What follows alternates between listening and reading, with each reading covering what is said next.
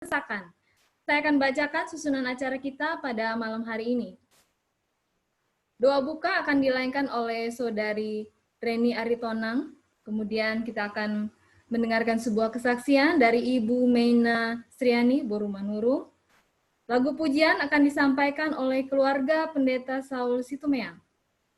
Dan renungan akan dibawakan oleh Sekretaris Daerah DSKS, Bapak Pendeta Olsen Runturambi. Doa syafaat akan dilayankan oleh Pendeta Dwi Nugroho dan Pendeta Sangkap Simanjuntak. Dan doa tutup akan dilayankan oleh Bapak Pendeta Olsen Runturambi. Baiklah saudara, mari kita masuk ke dalam ibadah dengan kita sama-sama berdoa yang akan dipimpin oleh Saudari Reni Aritonang. Kita tunduk kepala, kita lipat tangan, kita sama-sama berdoa. Bapa di dalam surga, pada malam hari ini kami datang ke hadirat-Mu dengan segala penuh kerendahan hati, datang mengucap syukur ke hadirat-Mu di mana berkat-Mu yang masih berlimpah kami rasakan hingga pada malam hari ini. Terkhusus dalam satu hari ini Engkau memberkati kami dalam setiap langkah kaki kami dan dalam setiap aktivitas kami hingga pada malam hari ini. Engkau memberkati kami dan Engkau curahi kami Roh Kudus-Mu sehingga kami dapat tergerak hati untuk dapat bergabung bersama-sama dalam joint meeting ini untuk mendengarkan sebentar firman. Bapa, sebelum kami akan mendengarkan sebentar firman-Mu, kiranya curahi kami Roh Kudus-Mu, berikan kami roh pengertian, agar kami dapat mengerti firman yang akan disampaikan kepada kami, dan kami dapat menjadi pelaku daripada firman-Mu. Berkati kami Bapa, di dalam nama Tuhan Yesus Kristus kami berdoa. Amin. Terima kasih Saudari Reni. Selanjutnya kita sama-sama bertenang diri mendengarkan sebuah kesaksian istimewa yang akan dibawakan oleh Saudari Meina Borumanuru. Kami persilakan. Ibu Pendeta, boleh dicek suaranya jelas? Halo, selamat malam.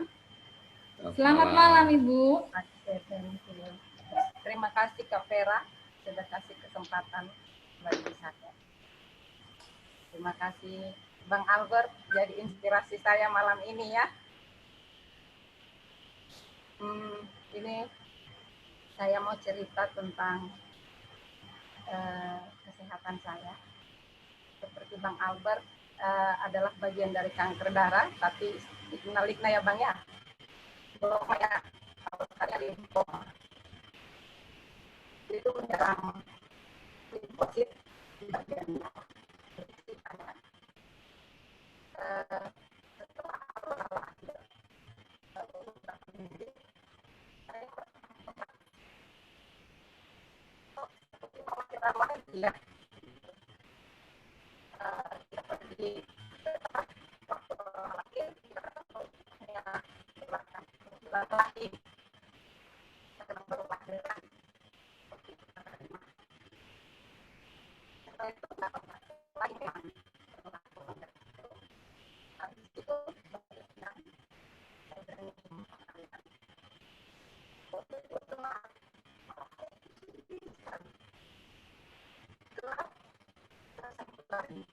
Dari umur saya kemarin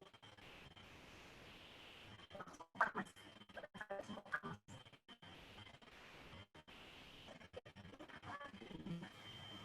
Akhirnya kita hanya minum paracetamol.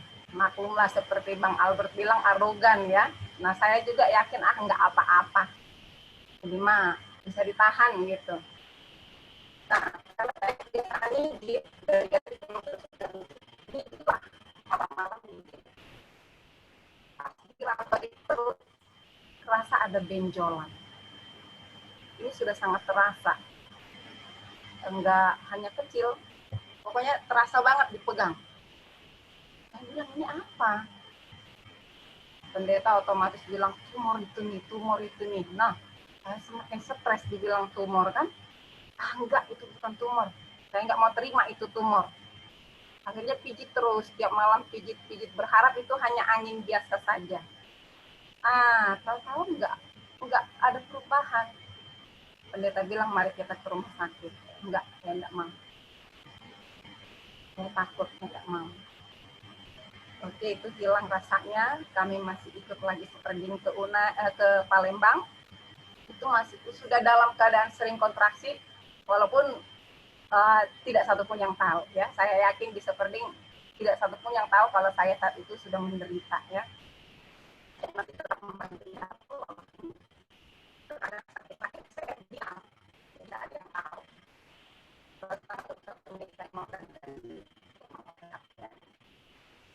Ada di sini yang selalu setia melayani saya dengan baik, ada Kak Joseph ya. Thanks ya Kak Joseph. Saya akhirnya pergi ke rumah sakit Advent tanggal 21 Mei ke ahli bedah, langsung disuruh USG. Begitu USG, diberikanlah map hijau itu kepada saya, suruh kembali ke dokter. Tapi sebelum saya ke dokter, saya bacalah hasilnya.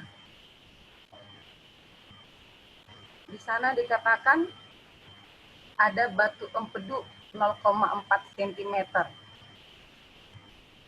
Semakin ke bawah dikatakan ada tumor yang sudah berukuran 11,31 cm.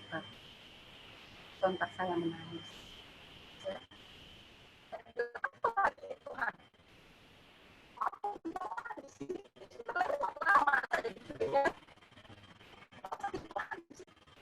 Supaya saya tanya, apa lagi nih? Kenapa begini? Karena saya sendiri ke rumah sakit, saya cari tempat yang sepi. Waktu itu rumah sakit sedang pembangunan, jadi ada tempat-tempat untuk bersembunyi ya. Saya telepon Pak Pendeta. Saya cerita, saya menangis sama Pak Pendeta, saya menangis. Ini saya kena tumor. Tumornya sudah segede ini. Saya nangis, pokoknya nangis. Tapi jangan sampai ada yang dengar, saya malu kan. Nggak mau kedengeran sama siapa-siapa. Terus Pak Pendeta kasih semangat. Sudahlah, hanya tumor. Nanti kita operasi, nggak apa-apa, hanya tumor. Sudah segar, baru saya pulang. Lalu bikin jadwal lagi untuk CT scan untuk kepastian. Pokoknya saya jadi bolak-balik ke rumah sakit untuk pemeriksaan selanjutnya.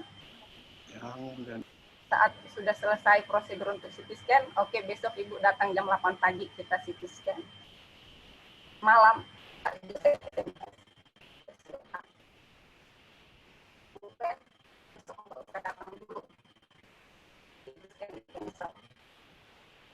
kenapa Kak?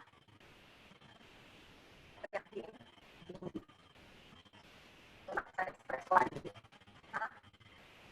Saya sudah diserang.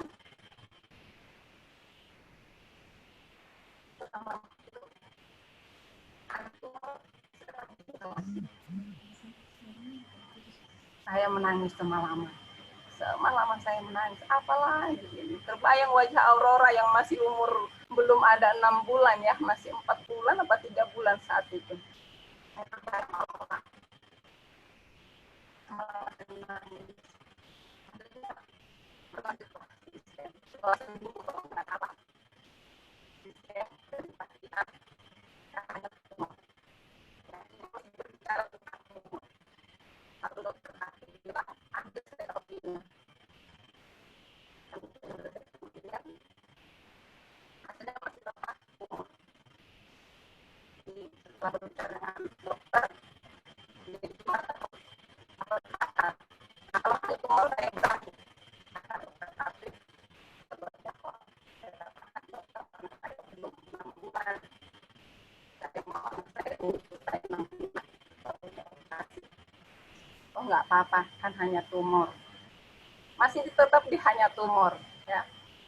Lalu setelah Aurora 6 bulan, bikin jadwal tepat tanggal 8 Juli 2019 saya operasi. Laparotomi sama kita ya Bang Albert ya. Di operasi, malamnya sesudah sadar, badan semua kan sakit ya.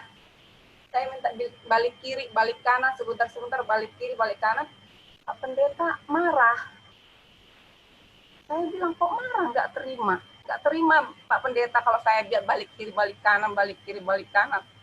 Akhirnya Pak Pendeta bilang, ini kamu nggak hanya tumor biasa. Kamu tahu, 15 menit kamu masuk ruangan operasi, saya dipanggil dokter. Usus sudah di luar. Dokter tunjukkan, ini bukan tumor. Karena ternyata usus saya sudah diinfeksi, sepanjang 25 cm. Sudah hitam. Nah, itu dokter bilang, gimana? Kita buang atau kita tutup kembali? Kalau kita buang, ini usus harus dipotong. Pak Pendeta nggak ada pilihan. Dan nggak mungkin minta pendapat saya karena saya sudah tidak sadar. Akhirnya pendeta bilang, oke, laksanakan. Jadilah saya dioperasi. Dan yang mengejutkan bagi saya, itu nggak tahu ya, yang mulut siapa yang bicara, tapi yang pasti itu mulut saya. Saat pendeta bilang, Hani kamu kena kanker, saya tidak nangis lagi. Karena nangisnya sudah waktu dikatakan tumor. Setelah dibilang kanker, saya nggak nangis lagi. Saya hanya bilang, luar biasa Tuhan itu ya. Sayang sekali dia sama mami ya. Mungkin itu kata-kata putus asa bagi yang lain ya, kalau dengar begitu ya. Luar biasa Tuhan itu. Setelah itu, tapi wajah suami saya itu, Pak Pendeta itu pokoknya nggak pernah senyum selama jaga saya. Kayaknya dia lebih stres dari saya, intinya sih saya lihat ya. Dokter Tafid bilang ibu harus kemoterapi. Saya bilang tidak. Saya mau lanjutkan terapi jus. Karena sejak dikatakan tumor saya sudah jus. Jadi sebenarnya banyak teman bilang kok mendadak. Jadi saya sakit ini nggak mendadak. Ini sudah cukup lama saya derita. Cuman nggak tahu kalau itu cancer. Ini sakit sudah dari 2004. Saat saya masih gadis, sudah pernah mengalaminya, tapi belum tahu sampai level cancer. Karena memang cancer kan nggak langsung ketahuan ya. Baru sakit lagi 2015 saat ditalang nyamuk. Nah, gejala-gejalanya itu supaya kita, mungkin banyak orang yang sepele seperti saya, itu bisa ditahan, itu hanya sakit biasa. Jadi gejalanya itu sebenarnya simpel. Malam-malam keringat, tiap malam keringat. Mau hujan, mau panas, pokoknya keringat terus tiap malam. Itu yang pertama. Lalu kalau kontraksi itu bagi ibu yang sudah pernah melahirkan itu memang kayak mau melahirkan sakitnya. Cuman nggak tiap saat. Nah, karena kan kita sudah biasa, habis itu kan hilang. Nanti seminggu belum tentu datang lagi. Jadi nanti juga hilang lagi, nanti hilang lagi. Jadi seperti itu, jadi sepele jadinya. Sudah gitu yang sering saya rasakan itu sesak. Tapi kalau sesak ini permanen. Karena sampai saat ini saya masih suka sesak. Kalau sesak itu permanen sampai sekarang. Baru yang sering saya alami itu di daerah panggul ini sakit. Kalau duduk itu seperti kena jarum. Makanya selama kehamilan Aurora itu memang benar-benar berjuang. Malam itu paling menakutkan bagi saya. Kalau siang saya biasa aja.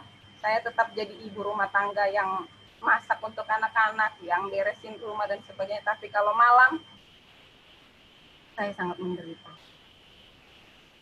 Karena kalau berbaring, ini tulang punggung sakit, semua sampai pantat, semua sakit. Kadang kaki saya ini nggak bisa digerakkan karena rasa mati. Tapi hanya malam. Ada tadi kakak yang bilang non-Hodgkin disease. Iya, ini adalah limfoma non-Hodgkin. Jadi, pas dokter Tafi bilang, kamu kemo ya, Bu, ibu kemo ya? Enggak.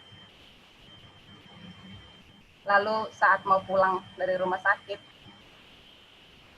pagi, biasanya dokter datang visit itu pagi 6:30, hari terakhir, Sebelum dokter bicara, saya bilang, Pak Dokter, saya mau berdoa untuk Bapak. Disaksikan sama perawat waktu itu ya, ada saksian di gunting. Kalau dokter kaget, saya ajak beliau berdoa. Saya berterima kasih untuk Bapak. Bapak itu dipakai Tuhan untuk operasi saya. Pak Dokter sampai neteskan air mata. Akhirnya Pak Dokter rayu-rayu perawat supaya rayu-rayu saya mau kemo.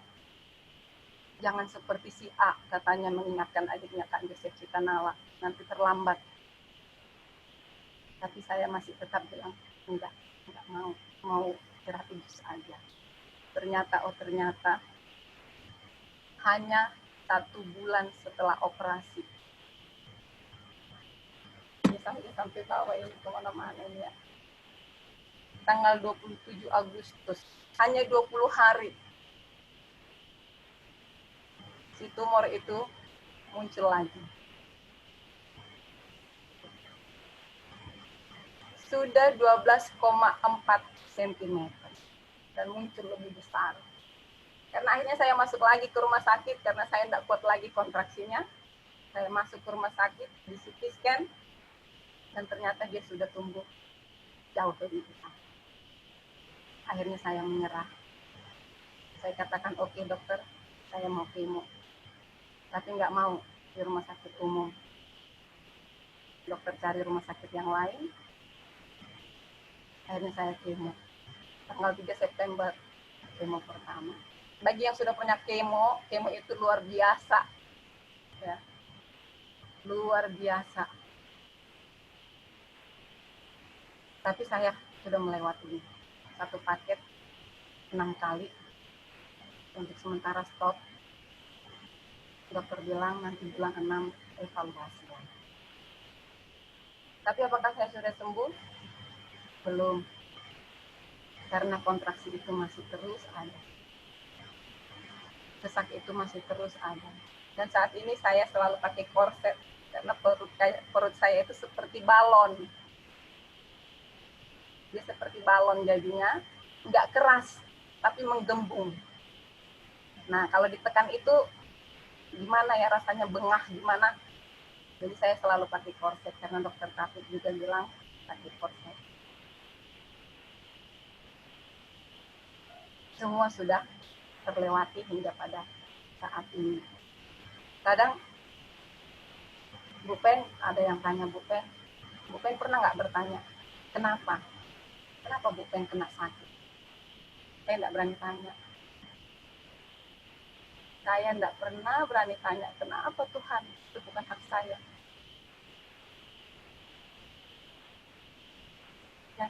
Yang saya terima saat ini saya sakit, dan saya harus berobat. Tapi banyak cinta ya. Ini yang saya saksikan dari saya sakit ini. Tuhan itu di luar dugaan. Dia selalu tepat waktu. Tidak pernah terlambat. Saya bayangkan seandainya waktu gadis terdeteksi memang saya kena kanker, pasti saya nggak akan menikah. Kalau waktu ditalang nyamuk, saya kena kanker positif karena ditalang nyamuk 3 kali saya berobat. 3 kali kami pergi berobat. Tidak ada yang menyatakan kalau saya harus intens untuk periksa. Tidak ada. Hanya dikasih obat demam, obat sesak, antasid. Seandainya di talang nyamuk saya terdeteksi kanker, akan susah. Saya harus keluar cukup jauh untuk berobat. Dan kemungkinan aurora tidak akan ada. Dan Tuhan izinkan saya mengetahui sakit saya saat sudah di Lampung. Kita punya rumah sakit. Saya dilayani di rumah sakit itu serasa seperti ratu ya. Nanti kadang saya masuk pakai umum, oh ini harus nginep. Nah Kak Joseph siap langsung melayani, selesai semua pokoknya sampai dapat kamar. Jadi itu sangat saya syukuri. Sebabnya saya selalu suka katakan, Tuhan itu tidak pernah terlambat. Tuhan itu selalu tepat waktu. Lalu yang saya rasakan lagi, saya tidak pernah stres kekurangan uang. Karena selain cancer di fisik, kena juga kan kantong kering kalau udah kayak gini ya. Cancer itu kan ngefek kemana-mana, terutama ke kantong ya. Saya tidak pernah stres dengan uang. Karena tepat pada waktunya selalu ada uang. Semua teman-teman dengan rela hati transfer.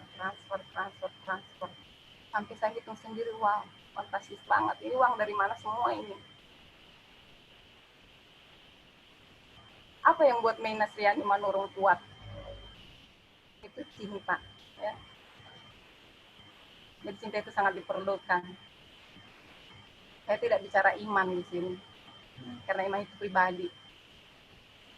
Tapi saya nyatakan Tuhan itu luar biasa.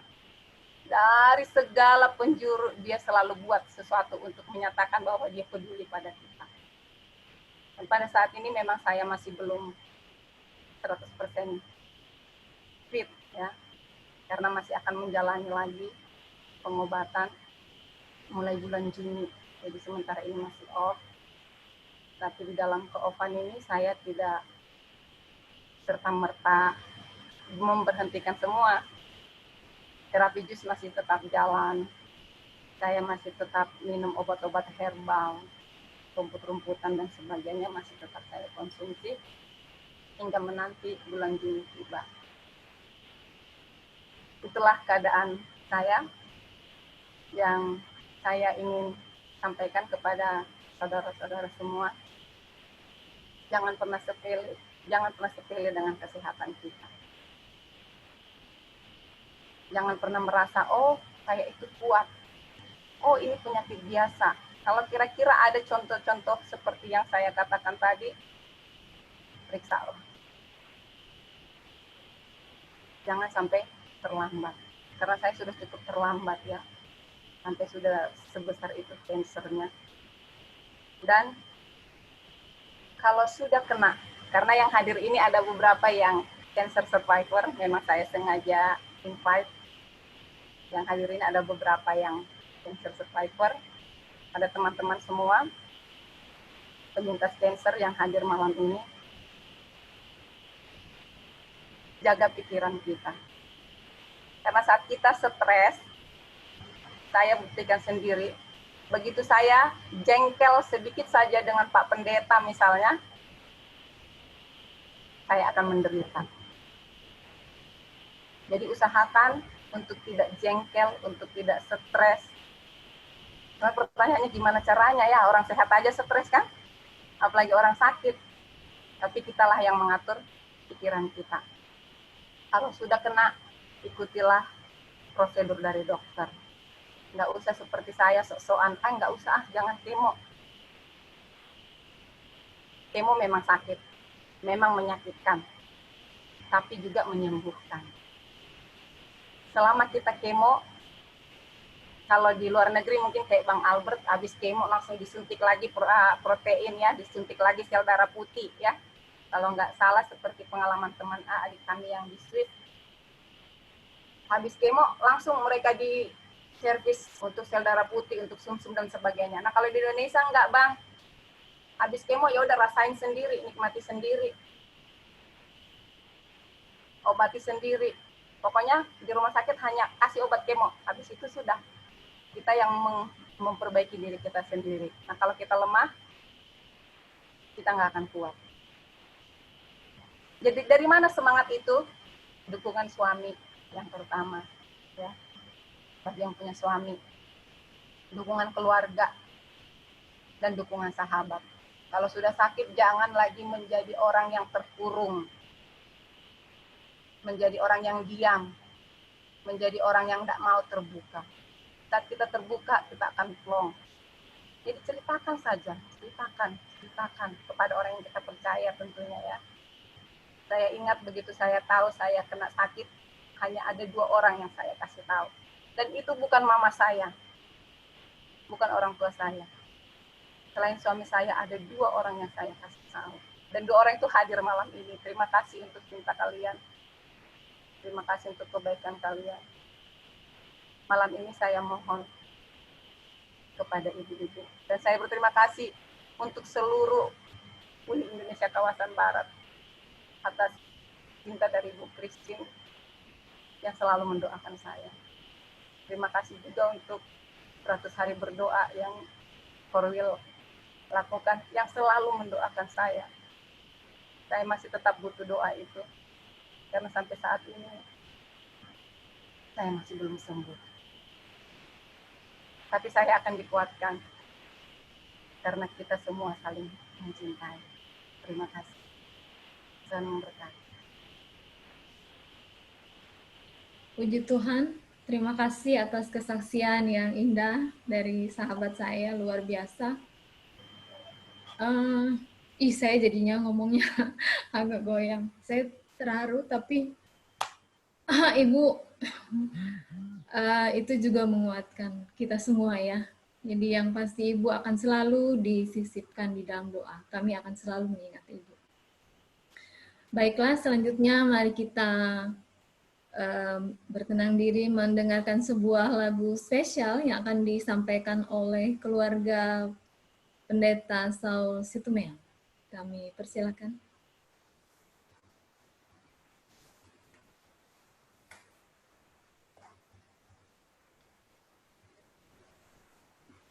Selamat malam bagi kita semuanya. Selamat malam. Bisa kedengaran ya suaranya? Oke, jadi kami akan menyanyikan lagu Pelangi Kasih. Ini lagu umum tapi sangat memberikan pengharapan. Ya, terima kasih buat Ibu Mena, Ibu Pendeta yang sudah memberikan kesaksian, sangat menguatkan. Ya, terima kasih. Dan biarlah lagu yang kami nyanyikan ya menjadi berkat dan menjadi pengharapan bagi kita semuanya.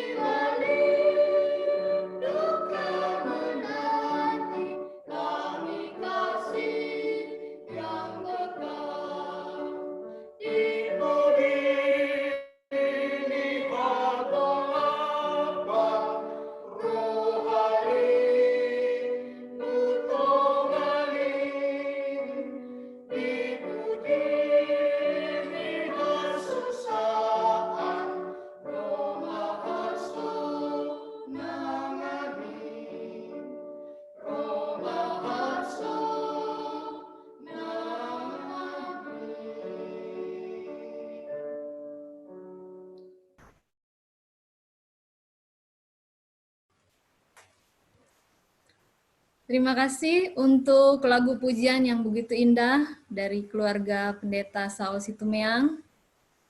Biarlah ini bisa menguatkan kita semua. Baik saudaraku yang kasih di dalam Tuhan, selanjutnya kita akan mendengarkan pekabaran dari Tuhan yang akan disampaikan oleh hambanya, Sekretaris Daerah Sumatera Kawasan Selatan, Bapak Pendeta Olsen Runturambi. Kami persilahkan. Shalom, selamat malam untuk kita semuanya. Shalom, selamat malam. Izinkan saya menjadi alat Tuhan untuk menyampaikan firman Tuhan malam hari ini. Mendengar kesaksian dari Bu Mena, itu sedang ingatkan kepada kita bahwa saya dan saudara memiliki masalah yang sama. Saat ketika kita dihadapkan dengan kesusahan, bahkan kecenderungan kita untuk menutup diri oleh karena keterbatasan oleh kemampuan secara mental, kita tidak berani menceritakan apa yang sedang terjadi. Itulah sebabnya suatu kehormatan bagi kita memiliki waktu yang indah malam hari ini untuk dalam jarak yang jauh di tempat kita masing-masing. Kita mau belajar firman Tuhan untuk membiasakan diri, mengungkapkan diri, membuka diri kepada Tuhan.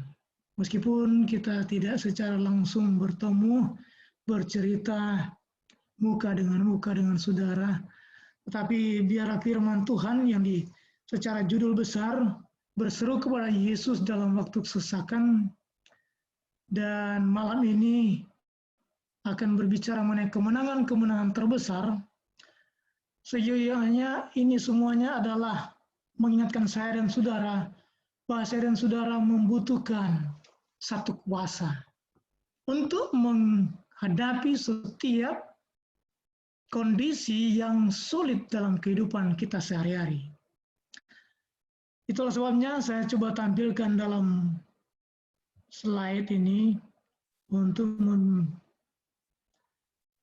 mempelajari mengenai tema malam hari ini. Yang saya bagikan dalam tema besar ini 4 bagian, kalau kita sebutkan judul utamanya berseru kepada Yesus dalam waktu kesesakan. Kita mungkin harus bertanya, kenapa kita harus berseru? Lalu kita harus tahu apa arti dari berseru. Berseru diidentifikasikan sebagai memanggil atau menarik perhatian dengan suara. Berkata, bersuara nyaring, mengajak, dan menganjurkan.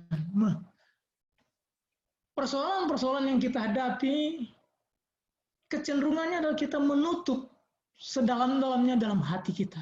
Masalah apapun, apakah itu ringan atau berat, kita dibatasi oleh rasa gengsi kita, rasa mampu kita, sehingga kita tidak mau berseru, kita tidak mau manggil, tidak mau berteriak kepada seseorang yang mampu menolong kita, seseorang yang mampu mendengar suara, tangisan, teriakan kita.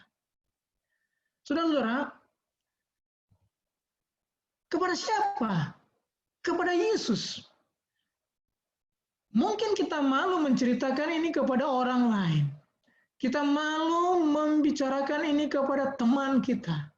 Bahkan mungkin kepada keluarga kita, kepada suami kita, kepada istri kita, anak kita, orang tua kita. Tetapi malam ini kita diajarkan dalam setiap masalah kita harus berseru. Serukan itulah kepada Yesus. Kenapa kepada Yesus? Lalu siapakah Yesus itu? Nanti kita akan pelajari. Dalam waktu, kalau kita hitung secara manual, hari demi hari, minggu demi minggu, bulan demi bulan, tahun demi tahun, kalau kita hitung 1 tahun itu 12 bulan, 1 bulan itu ada 4 sabat, 1 sabat itu 7 hari, dan 1 hari itu ada 24 jam, Bahkan 1 jam itu adalah 60 menit. 1 menit itu 60 detik. Kalau dikalikan, 1 detik itu sama seperti 31.536 kali 10 pangkat min 3 tahun. Artinya 0,0 sekian tahun. Ini harus kita sadari bahwa kita hidup dalam ruang lingkup waktu yang dapat diukur. Di mana kita menyadari bahwa apapun masalah kita itu ada akhirnya, ada batasnya. Sehingga dengan demikian, kita boleh menyadari bahwa kesesakan yang diartikan di sini adalah kesempitan, kepicikan, kesukaran, dapat dirasakan oleh setiap manusia. Tidak terkecuali apakah dia orang anggota jemaat pada umumnya, orang-orang yang tidak mengenal Tuhan, lebih khusus bahkan dia seorang hamba Tuhan, seorang pendeta, seorang pendoa, semuanya mengalami kesesakan, mengalami kesusahan, mengalami kesukaran. Di tengah kondisi yang kita sedang hadapi sekarang adalah wabah COVID-19 ini. Yang kita kenal dengan coronavirus disease 2019. Kita dapati dalam laporan Google di seluruh dunia, kita bisa lihat dari slide ini. Bahkan secara khusus Indonesia, dalam statistik kasus seiring waktu sampai tanggal 5, trennya naik. Untuk Indonesia sendiri terkonfirmasi, sampai saya membuat ini ada 3.842. Sedangkan yang sembuh ada 286.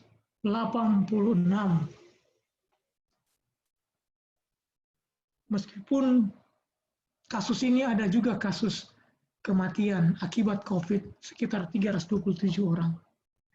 Nah, saudara-saudara, di dunia ini didapati bahwa Amerika menjadi nomor 1 menjadi korban bencana dari virus corona ini. Kemudian menyusul Spanyol dan Italia.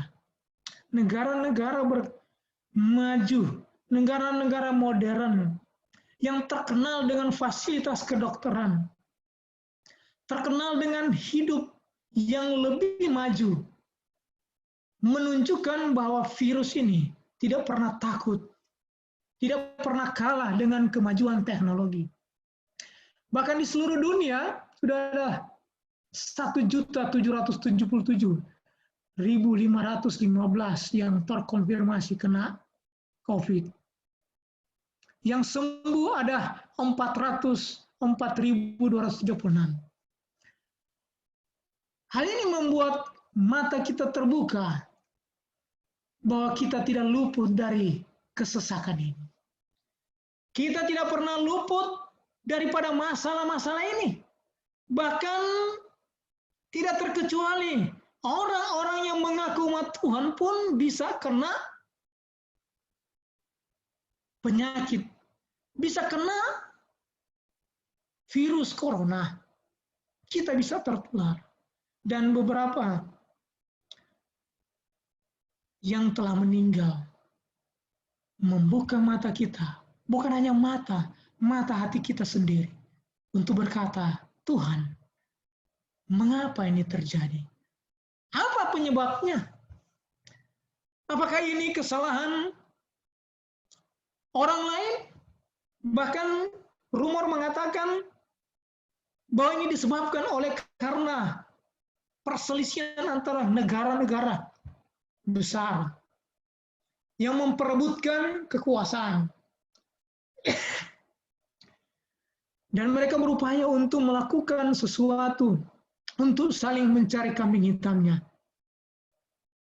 Ada yang mengatakan bahwa ini disebabkan oleh karena bocornya laboratorium di Wuhan, sebuah kota besar yang memiliki laboratorium kimia yang memproduksi senjata biologis. Apakah itu benar? Terlepas itu benar atau tidak, penyebabnya adalah satu hal, yaitu dosa. Kita semua telah berdosa. Tidak satupun di antara kita yang tidak berdosa. Kita semua memiliki kesalahan. Dan kesalahan itu telah bertumpuk-tumpuk dan menyebabkan kesesakan, penderitaan, dan kesusahan. Paulus mengatakan, aku manusia celaka. Siapakah yang akan membebaskan aku dari tubuh maut ini? Tetapi syukur kepada Allah, kata Paulus, oleh Yesus Kristus, Tuhan kita. Dalam kitab Roma 7, 24 dan 25. Kita manusia celaka. Manusia yang tidak kebal. Manusia yang fana. Manusia yang kapan saja bisa mengalami kematian. Manusia yang tidak memiliki benteng yang kuat untuk menangkal setiap ancaman virus corona. Tapi pekabaran malam ini mengatakan syukur kepada Allah. Kemenangan itu dapat kita peroleh di dalam Yesus Kristus. Kemenangan-kemenangan terbesar selalu diidentifikasikan dengan istilah menang, unggul, lebih. Kalau kita simak secara arti apa itu kemenangan, maka kita bisa lihat itu dalam hal apa. Malam ini saya sebutkan dalam 3 hal. 3 harta, tahta, wanita. Harta adalah merupakan sesuatu yang menjadi impian banyak orang. Yang diperebutkan sekalipun, bahkan diperjuangkan. Lebih daripada itu, harta pun menjadi impian dari siapapun yang hidup di dunia. Harta, tahta, bahkan wanita. Ini menjadi simbol kemakmuran dari seseorang yang mencapai kesuksesan dan menyebutkan arti dari kemenangan. Saudara-saudara, orang mau bekerja, mau mencapai gengsi, mencapai prestasi, mau menghabiskan hartanya demi tahta, demi mencapai semua yang diinginkan. Kita tahu bagaimana tahun 2019 lalu pada waktu pemilihan presiden, segala upaya harta dikerahkan untuk mencari siapa pemenang. Dan kemenangan itu diperoleh oleh presiden kita. Tetapi saudara-saudara, bukan hanya itu. Manusia berebut dengan namanya keinginan untuk wanita.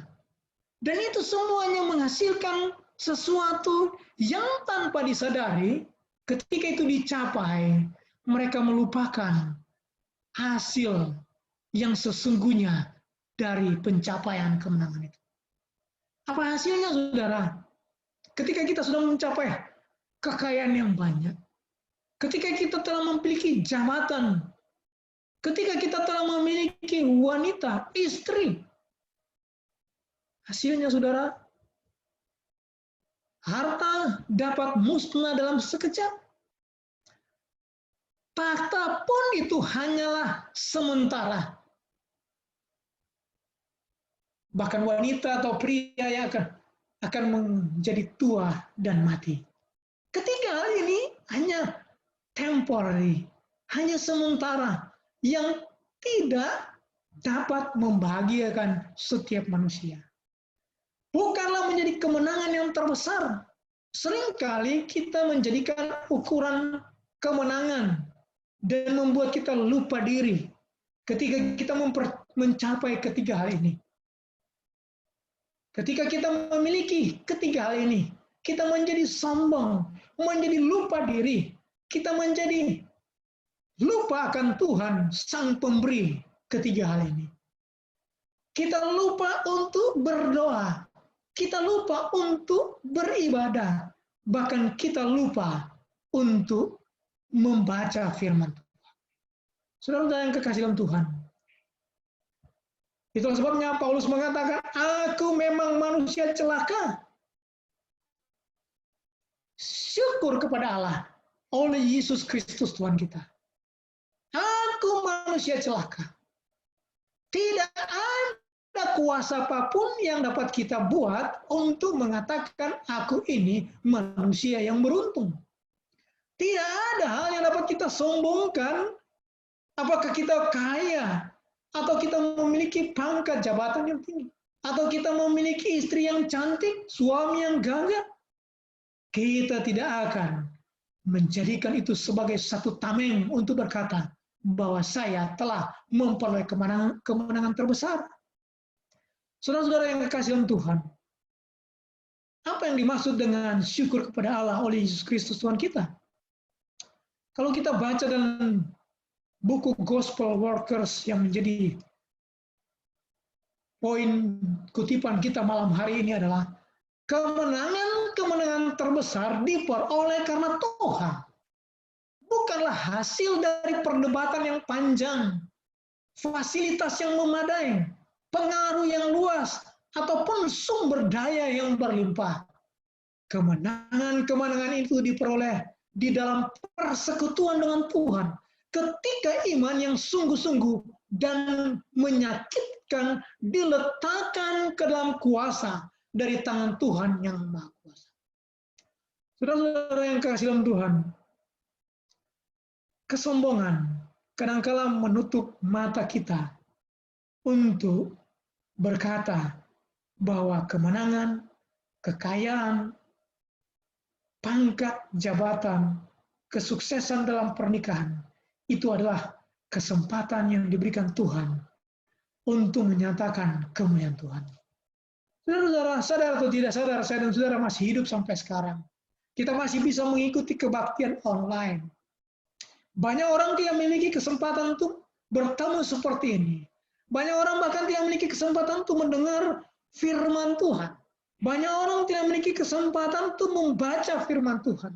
Tetapi kita diberikan karunia itu untuk kita lakukan demi menjadi saluran berkat kepada orang lain. Demi menjadi kepanjangan tangan untuk membawa kekuatan kepada orang lain. Untuk meneruskan iman kita, meneruskan kasih Tuhan, dan menunjukkan bahwa pencapaian-pencapaian yang kita dapatkan hari ini, itu karena persekutuan dengan Tuhan. Pertanyaannya, mengapa diperoleh dalam persekutuan dengan Yesus? Siapakah Yesus itu sendiri? Sebagai orang Advent, hal ini tidak perlu kita terangkan lebih dalam. Tetapi kita tahu Yesus Kristus adalah Tuhan kita. Yesus Kristus telah mati di kayu salib. Yesus Kristus adalah pemenang. Yesus Kristus mati. Tetapi kenapa dia disebut pemenang? Dia disalibkan. Dia telah menderita. Dia telah dipaku di kayu salib. Darahnya bercucuran. Bahkan kematian dialami olehnya. Tetapi dia disebut pemenang. Apa artinya? Saudara-saudara yang kekasih dalam Tuhan, kemenangan itu tidak selalu diukur dengan sesuatu yang kelihatan secara mata rasio, secara logika. Orang yang menang itu adalah orang yang menjadi nomor satu. Orang yang menang itu adalah orang yang memiliki segala-galanya. Orang yang menang itu adalah orang yang menjadi panutan, figur yang diidolakan. Saudara-saudara yang kasih dalam Tuhan, kita baca di dalam 1 Korintus pasal 15 ayat 54 sampai 57. Firman Tuhan berkata kepada kita seperti ini. Dan sesudah yang dapat binasa ini mengenakan yang tidak dapat binasa, dan yang dapat mati ini mengenakan yang tidak dapat mati, maka akan genaplah firman Tuhan yang tertulis, maut telah ditelan dalam kemenangan. Hai maut, di manakah kemenanganmu? Hai maut, di manakah sengatmu? Sengat maut ialah dosa, dan kuasa dosa ialah hukum Taurat. Tapi syukur kepada Allah yang telah memberikan kemenangan kita, yang telah memberikan kepada kita kemenangan oleh Yesus Kristus Tuhan kita. Yesus Kristus telah mati di kayu salib, menggantikan kita yang terbatas, yang sedang menuju kepada kematian yang kekal, yang sedang mengalami kepahitan, kesusahan, penderitaan, dan semuanya itu telah diputus oleh kematian Kristus di atas kayu salib. Itulah sebabnya, saudara-saudara, rasa syukur ini adalah merupakan rasa syukur yang harus kita cermati lebih dalam. Bahwa Allah yang kita sembah di dalam Kristus merupakan kemenangan utama dalam hidup kita. Yesus Kristus adalah merupakan satu kekuatan kita, satu simbol kemenangan. Apakah kita berprestasi mencapai pendidikan, mencapai satu pekerjaan yang menghasilkan kekayaan, atau mencapai jabatan yang tinggi, atau memiliki keluarga, suami atau istri, bahkan anak-anak, itu semuanya adalah karena kasih karunia Tuhan. Yang mana Tuhan inginkan semua yang kita capai itu adalah untuk menjadi saluran berkat kepada orang yang membutuhkan. Kepada orang-orang yang sedang bergumul dalam dosa. Kepada orang-orang yang sedang bergumul dalam penyakit. Orang-orang yang sedang bergumul dalam kesusahan oleh karena tidak mempunyai makanan. Orang-orang yang sedang bergumul dalam masalah-masalah ekonomi dan masalah-masalah psikis. Saudara-saudara, kutipan Nyonya White dalam Desire of Ages menyebutkan kepada kita sebagai satu kekuatan yang mendorong saya dan saudara untuk melihat bahwa oleh karena itu pengikut Kristus selanjutnya memandang setan sebagai musuh yang ditaklukkan di atas salib. Yesus akan mendapatkan kemenangan bagi mereka, bahwa kemenangan yang dia inginkan mereka terima sebagai milik mereka. Lihatlah, dia berkata, aku memberikan kepadamu kekuatan untuk menginjak ular dan kalajengking dan atas semua kekuatan musuh, dan dengan cara apapun tidak akan menyakitimu. Saudara-saudara yang kekasih dalam Tuhan, Nyonya White sendiri telah mengingatkan kita akan hal ini. Boleh jadi saya dan saudara telah memiliki semuanya ini. Boleh jadi saya dan saudara memiliki harta, takhta, wanita yang menjadi impian, kemenangan dunia. Boleh jadi kita tidak menang, memperoleh apa yang dikejar manusia. Boleh jadi kita akan mengalami kematian. Tapi kita telah menjadi milik Kristus yang adalah kemenangan terbesar yang kita miliki. Kita diliputi oleh rasa takut, oleh kekhawatiran, bahkan kecemasan ketika menghadapi masalah-masalah dalam hidup kita. Kita memiliki satu pengalaman yang pahit ketika kita masuk di periode tahun 2020 ini, merebak dampak COVID-19 ini. Sehingga membuat kita berpikir semakin sulit adanya. Membuat kita semakin mengalami frustasi. Kita dikurung di rumah. Kita diisolasi. Tetapi kita harus melihat di balik semua ini adalah merupakan kemenangan Tuhan.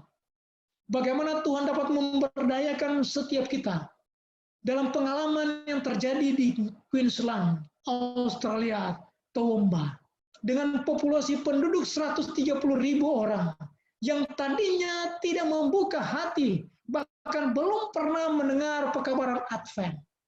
Di saat peristiwa itu terjadi, orang-orang tidak berbakti di gereja, semuanya di rumah atas inisiatif gembala. Mereka membuat kebaktian secara online. Bahkan kebaktian itu direkam dan dimuat di Facebook, dimuat di Instagram, dan semua orang mendengar. Dan akhirnya sebuah stasiun radio meminta supaya janganlah hanya mereka yang dari 900 orang yang mendengar, tetapi biarlah ini didengar oleh 130.000 penduduk di Queensland. Saudara-saudara, kita pun dapat melakukan itu. Kita dapat mengabarkan Injil, kita dapat membagi kuasa Tuhan melalui setiap aktivitas online kita. Bagi kita yang senang dengan menggunakan Facebook, gunakanlah untuk mendorong, menguatkan iman, membagi kasih Tuhan, memberikan motivasi yang dapat mengangkat kerohanian. Bagi kita yang sedang mengikuti kebaktian online seperti ini, inilah hati kita dipaut dalam kesatuan hati. Hati yang dipenuhi dengan rasa suka untuk berbagi dalam menguatkan iman satu dengan yang lain. Saudara-saudara, apa dampak COVID-19 untuk kita sekarang ini? Ya, kita mungkin mulai suka berdoa. Mungkin mulai suka beribadah. Yang tadinya kita tidak suka berdoa, yang tadinya kita tidak suka ibadah. Mungkin yang tadinya pun kita tidak suka baca Alkitab, sekarang kita mengambil waktu untuk baca Alkitab. Pertanyaannya, apakah kita sudah mengasihi juga? Apakah kita sudah rendah hati?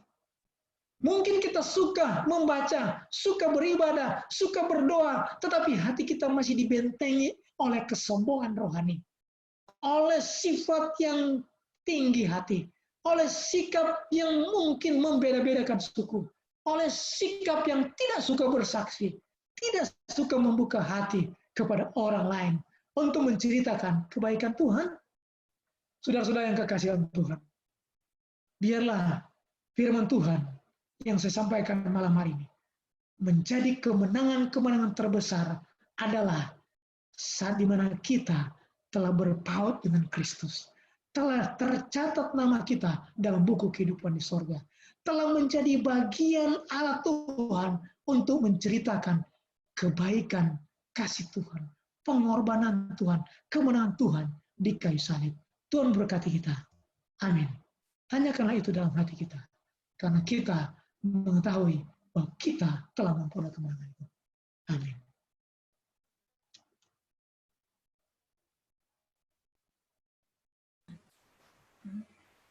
Terima kasih Pak Pendeta Olsen Dr. Rambi yang sudah membawakan pekabaran yang begitu indah malam hari ini. Biarlah itu dapat menguatkan kita bahwa sesulit apapun masalah yang kita hadapi, ada makna yang indah di balik semuanya itu.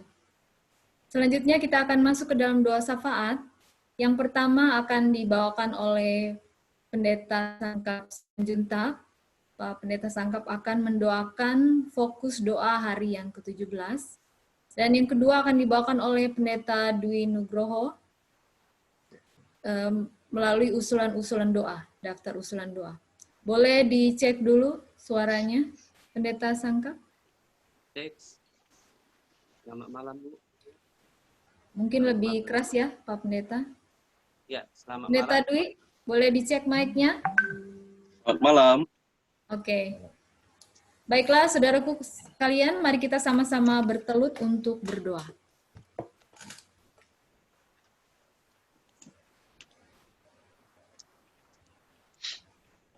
Mari kita tunduk kepala, kita berdoa. Maha besar Tuhan Allah, Bapa kami yang bertahta tinggi dalam tahta kerajaan surga. Puji dan syukur kami ucapkan kepada-Mu Tuhan atas segala kasih kemurahan-Mu. Masih kami rasakan hingga pada malam hari ini Tuhan persatukan kami untuk mendengarkan sabda Tuhan yang telah disampaikan hamba Tuhan Pendeta Olsen Rambe. Biarlah kiranya firman yang kami dengarkan pada malam hari ini itu dapat menguatkan kami bahwa kami mempunyai pengharapan. Bahwa meskipun kami pada saat ini berada di satu wabah yang membuat kami berada di rumah. Tapi kami percaya bahwa melalui akan wabah ini ada sukacita yang luar biasa di dalam kehidupan kami. Di mana kami semakin menjalin hubungan kami bersama dengan Tuhan. Melalui ibadah kami dan juga melalui doa-doa kami. Bapa di surga, pada saat ini Tuhan, ketika kami akan memasuki fokus doa kami pada malam hari ini. Biarlah kiranya Tuhan, Engkau akan mendengarkan, Engkau akan menyendengkan telingamu untuk mendengarkan setiap permohonan kami pada malam hari ini. Bapa di surga, kami juga teringat Tuhan pada saudara-saudara kami yang ada di Tuombo, Australia. di mana mereka, biarlah kiranya mereka dapat menjadi saluran berkat. Biarlah kiranya mereka dapat menjadi terang yang kecil, menjadi pekabar, dan juga menjadi pengharapan yang pasti kepada kedatangan Tuhan yang tidak lama lagi. Bapa di surga, kami juga berdoa Tuhan, khususnya bagi para penginjil literatur, di mana Tuhan pada saat ini terbengkalai untuk memberitakan kabar keselamatan melalui buku-buku kesehatan, di mana kami, para penginjil literatur, tidak dapat lagi melakukan pekerjaannya untuk menjual buku dari rumah ke rumah. Oleh karena itu Tuhan, biarlah kiranya Tuhan Engkau akan bukakan berkat yang melimpah. Engkau akan kirimkan burung gagak untuk membutuhi akan kebutuhan daripada seluruh hamba-hamba Tuhan, para penginjil literatur. Kami juga berdoa Tuhan buat rumah sakit yang ada di Amerika Serikat, di mana mereka langsung berhadapan dengan COVID-19. Biarlah kiranya Tuhan Engkau berkati para perawat, dokter, bahkan para medis. Biarlah kiranya Tuhan Engkau lindungi mereka, Engkau jauhkan mereka dari wabah penyakit, dimanapun mereka akan melakukan pelayanan mereka. Biarlah kiranya tangan Tuhan akan selalu senantiasa menudungi akan umat-umat Tuhan. Bapa di surga, Bapa yang penuh kasih, kami juga berdoa Tuhan buat seluruh para manula dan juga orang-orang yang lemah kekebalan tubuhnya. Biarlah kiranya Tuhan Engkau akan memberikan kesehatan, Engkau akan menguatkan kekebalan tubuh mereka, sehingga kami melalui kesehatan yang Tuhan percayakan bagi kami, maka kami akan tetap sehat dan kami tetap terfokus untuk memuji, membesarkan nama Tuhan. Bapa di surga, kami juga berdoa Tuhan buat seluruh keluarga yang sudah berduka, di mana mereka telah ditinggalkan akan orang-orang yang dikasihi, yaitu oleh karena penyebab daripada COVID-19. Biarlah kiranya Tuhan Engkau akan memberikan penghiburan yang berasal daripada Tuhan kepada setiap orang yang telah berpisah dengan orang-orang yang mereka kasihi. Dan kami percaya bahwa ketika Tuhan datang kali kedua, kami dapat bertemu dengan orang-orang yang kami kasihi. Orang yang mati di dalam Yesus akan bangkit dan kami dapat masuk dalam kerajaan surga. Bapa di surga, kami juga berdoa buat orang yang sudah memberikan kesaksian pada 100 hari berdoa. Biarlah kiranya Tuhan Engkau akan menolong mereka. Engkau akan memberkati mereka dalam setiap pergumulan mereka, agar kiranya melalui kesaksian yang telah disampaikan, itu juga dapat menjadi berkat bagi kami, dan kami dapat senantiasa bersukacita memuji meninggikan. Terima kasih Tuhan atas segala kebaikan kemurahan-Mu. Sementara Tuhan, kami akan melanjutkan doa-doa kami ini yang disampaikan hamba Tuhan, Pendeta Dio. Allah kami yang bertakhta di dalam kerajaan surga, untuk melanjutkan doa dari hamba-Mu, Pendeta Simanjuntak, kembali kami menghampiri hadirat Tuhan yang kudus, mengucap syukur untuk setiap karya Tuhan yang luar biasa bagi kami. Kasih setia-Mu yang tidak pernah berkeputusan. Engkau Allah kami yang telah menjadikan kami, Allah yang sama yang selalu memelihara kami. Itu sebabnya Tuhan saat ini kami datang dengan penuh kerendahan hati, seraya mengucap syukur dan ingin menaikkan beberapa permohonan kepadamu. Bapa di sorga, saat ini hamba mengantarai beberapa hamba-hamba Tuhan yang saat ini Tuhan sedang menderita karena sakit yang sedang dialami. Di antaranya adalah Pendeta Aha Marbun, Pendeta Effendi Sianturi, Bapak Omer Simbolon, Bapak Budiman Siregar, Ibu Meina Fernandes Berumanurung, Ibu Tiomsi Gultom, Bapak Ishak Suherman, Floyd Rebok, Leandro Canavaro, anak dari Bapak Banjarnahor, Ibu Nelly Runtu Borunenggolan, Bapak Wilven Nadeak dan Ibu, Bapak Hotlian Pardede, Bapak Daniel Martinus, Pendeta Asep Supriyatna, Ibu Ginting, Saudara Royke, dan Pendeta Stephen Rantung bersama dengan Ibu. Tuhan, Engkau mengetahui kondisi mereka masing-masing. Dan tentu Tuhan, dengan kemahakuasaan-Mu, biarlah kiranya Tuhan Kau tumpangkan tangan-Mu yang penuh dengan kuasa penyembuhan itu. Seraya mengangkat penyakit mereka, memberikan kesembuhan kepada mereka. Serta biarlah kiranya Tuhan pulihkan kembali kondisi mereka. Tuhan di sorga, kami adalah manusia yang lemah tak berdaya, penuh dengan keterbatasan.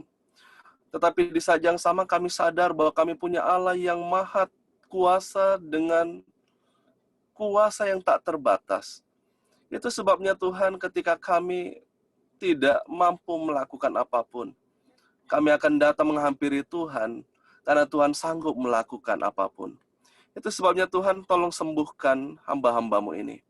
Bila kiranya Tuhan mereka akan bersuka cita untuk kesembuhan dan pemulihan yang datangnya dari Tuhan. Bila kiranya kemahakuasaan-Mu, kemurahan-Mu yang luar biasa itu, mujizat dan keajaiban Tuhan, Engkau akan nyatakan bagi hamba-hamba Tuhan ini. Demikian juga Tuhan bagi Ibu Norma Morong dan keluarga. Tuhan, keluarga ini sedang berduka karena Engkau telah izinkan Ibu Debbie Langitan, yaitu adik mereka, beristirahat dari segala jerih lelah selama di dunia ini. Tuhan di sorga, kami percaya bahwa kami punya Allah yang sangat mengerti isi hati dan perasaan kami. Sebagaimana Yesus menangis ketika bersama-sama dengan Maria dan Marta karena Lazarus yang meninggal. Tuhan, Kau tahu kesedihan kami. Kau tahu bagaimana kehancuran hati kami. Dan tentunya Tuhan, Kau sangat tahu apa yang sedang dirasakan oleh keluarga besar yang sedang berduka ini. Tolong Tuhan hiburkan mereka. Tolong Tuhan yakinkan mereka bahwa Engkau tidak meninggalkan. Tapi Tuhan akan memberikan kekuatan kepada keluarga besar ini. Tuhan di sorga, hamba juga memohon penyertaan dan berkat Tuhan untuk para medis dan seluruh pegawai rumah sakit Advent, baik yang ada di Medan, di Bandar Lampung, di Bandung, maupun di Manado. Tuhan di sorga, mereka ini adalah orang-orang yang Tuhan sedang percayakan tanggung jawab yang besar, dan saat ini mereka sedang pikul tanggung jawab yang berat di saat darurat kesehatan karena COVID-19 yang sedang merebak di mana-mana. Tuhan, tolong Kau berkati para pelayan-Mu ini. Berikan kekuatan, berikan kesehatan, hikmat dan kebijaksanaan. Tolong Tuhan, pagar perlindungan-Mu tidak Engkau angkat, tetapi tetap Engkau pagari mereka dengan perlindungan. Sehingga mereka dapat melayani dengan baik, dengan penuh sukacita, dengan penuh penyerahan. Karena mereka percaya bahwa ada Tuhan sedang bersama-sama dengan mereka di dalam menjalankan tanggung jawab yang mereka sedang terima. Tuhan di sorga, hamba juga ingin menaikkan kepadamu seluruh relawan yang berada di garda terdepan agar diberikan kekuatan dan kesehatan. Beberapa di antaranya adalah Dior Manta Tambunan, Yetro Sinambela, Piliana Endang Saputra. Tuhan, mereka dengan sepenuh hati, dengan kerelaan hati, mendedikasikan diri untuk melayani dalam peran kemanusiaan saat ini, berjuang menghadapi COVID-19. Tuhan di sorga, biarlah kiranya Tuhan Engkau berikan kekuatan dan kesehatan. Dan biarlah kiranya mereka boleh disanggupkan, dimampukan untuk menjalankan pekerjaan Tuhan ini dengan baik. Hamba memohon kepadamu ya Bapa, untuk orang-orang muda yang sementara sedang mencari pekerjaan, Tuhan tolong tunjukkan pekerjaan yang baik, pekerjaan yang tepat. Dan biarlah kiranya Tuhan ketika mereka nantinya akan menemukan pekerjaan, biarlah kiranya pekerjaan itu adalah pekerjaan yang mereka senangi, dan di saat yang sama mereka diizinkan untuk tetap memelihara hari Sabat. Tuhan di sorga, untuk mereka yang sedang mencari pasangan hidup pun demikian. Kami mohon Tuhan, bila kiranya Engkau akan tunjukkan pasangan hidup yang baik, yang sepadan. Tuhan, bila kiranya orang-orang muda ini juga akan menemukan pasangan hidup yang seiman. Tuhan yang akan tunjukkan kepada siapa mereka akan dapat menjalin hubungan yang baik dengan tetap memegang prinsip kepercayaan kepadamu. Tuhan, tuntunlah orang-orang muda ini, biarlah kiranya mereka boleh menemukan baik yang sedang mencari pekerjaan maupun yang sedang mencari pasangan hidup. Hamba berdoa juga untuk Bapak Firman dan Ibu Siva yang saat ini sedang menanti kelahiran anak pertama mereka. Tuhan tolong Engkau turut campur tangan. Biarlah kiranya Tuhan proses persalinan nantinya boleh berjalan dengan baik dan lancar. Anak boleh lahir dengan sehat sempurna. Dan kemudian bila kiranya keluarga ini akan semakin bersuka cita untuk apa yang Tuhan karuniakan bagi mereka. Tuhan, biarlah kiranya segala sesuatunya boleh berjalan dengan lancar, seturut dengan kehendak-Mu. Demikian juga dengan Ibu Pendeta Edi Mangin yang juga sedang proses penantian untuk proses persalinan. Bila kiranya Tuhan juga akan memberkati, memberikan yang terbaik, supaya segala sesuatunya boleh berjalan dengan baik dan lancar. Demikian juga dengan Ibu Sihotang yang juga dalam penantian yang sama untuk kelahiran buah hati mereka, Tuhan yang akan bersama-sama dengan keluarga ini. Bapa di sorga, hamba juga menghampiri Tuhan untuk keluarga Yanuar Pramana. Tuhan, keluarga ini bergumul untuk dikaruniai buah hati di tengah-tengah keluarga. Bapa, Engkau Allah kami yang maha mendengar, dan Allah kami yang maha kuasa. Ketika kami datang kepadamu dengan penuh penyerahan dan kesungguhan, memohon, telinga Tuhan pasti mendengarkan apa yang menjadi seruan kami. Maka Tuhan tolong, Engkau mengabulkan apa yang menjadi harapan keluarga ini. Tuhan bukakanlah kandungan dari Ibu Yanuar supaya keluarga ini Tuhan akan bersuka cita ketika Tuhan mengaruniakan buah hati di tengah-tengah keluarga. Bapa di sorga, segala kekurangan dan ketidaksempurnaan dari permohonan yang hamba sampaikan ke hadirat-Mu saat ini, hamba percaya bahwa Roh Kudus akan menyempurnakannya kepadamu ya Bapa. Itu sebabnya Tuhan, ketika Engkau selalu mendengar permohonan hamba di waktu-waktu yang lalu, bahkan mengabulkannya, maka biarlah kiranya Tuhan dengan kebesaran-Mu dan kemurahan-Mu, malam hari ini Tuhan dengarkan permohonan kami, seraya mengabulkannya sesuai dengan kemahatauan Tuhan. Karena kami persembahkan doa ini hanya di dalam nama Yesus Kristus yang menjadi juru selamat dan penebus kami. Amin. Terima kasih untuk Pak Pendeta Sangkap Simanjuntak dan Pak Pendeta Dwi Nugroho atas doa syafaatnya. Saudaraku yang kekasih, kita sudah tiba pada penghujung acara.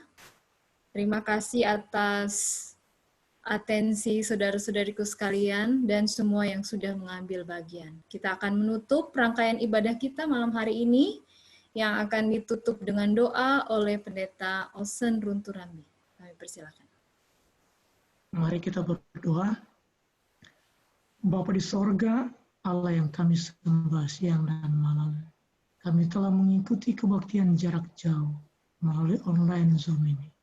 Kami telah mendengarkan firman Tuhan, kesaksian, bahkan doa-doa disampaikan ke hadirat-Mu.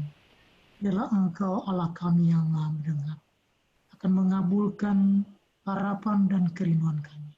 Dan firman Tuhan yang kami dengarkan itu boleh bertakhta dalam hati kami, di mana kami boleh meyakini, menghargai diri kami masing-masing sebagai pemberian Allah yang terbesar, yang telah ditebus melalui kematian Yesus Kristus di atas kayu salib. Menjadi kemenangan terbesar bagi kami, saat mana Kristus adalah Tuhan dan Juru Selamat kami. Sehingga apapun persoalan,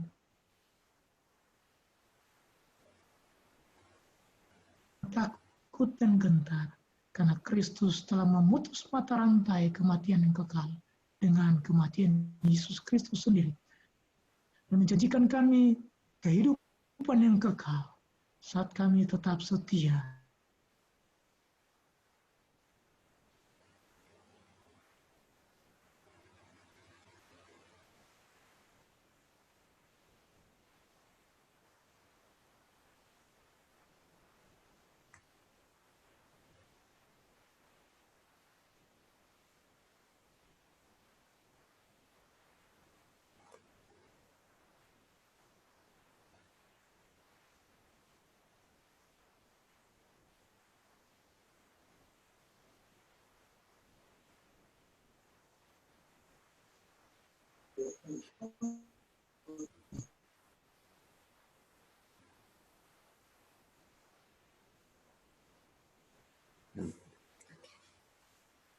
Terima kasih Pendeta Osen untuk pekabaran indah malam hari ini dan juga sudah menutup dengan doa.